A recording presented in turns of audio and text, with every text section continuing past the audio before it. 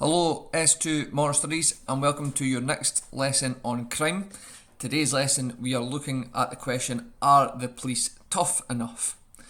Now in this lesson, which I'll explain in a moment, we're going to look at, are the police currently tough enough on crime in Scotland and across the UK? What are the police doing?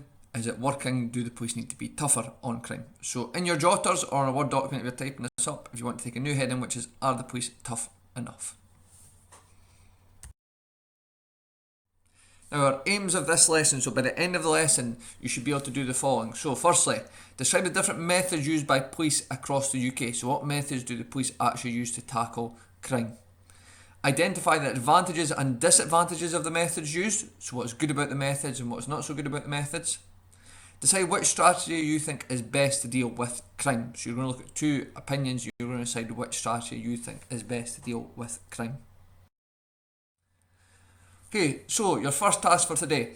What you're looking to do is to watch this BBC documentary about police methods. It lasts around about 40 minutes.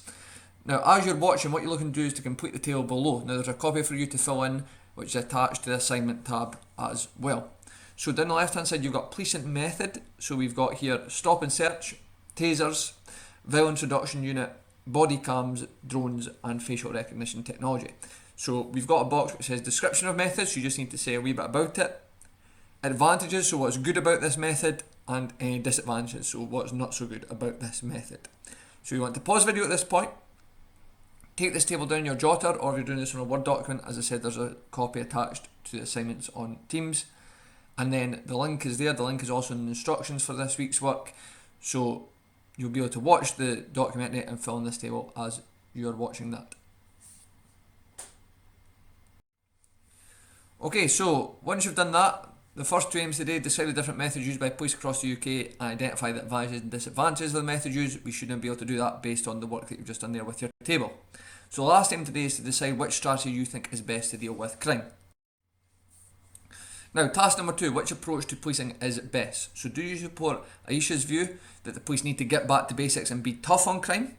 Or do you agree with Chris and think that policing needs to adapt to modern society and the communities they serve? So do you think the police need to get tougher on crime, back to basics as Aisha says, or do you think that police need to adapt a bit more to what's happening in modern society and to the communities they serve?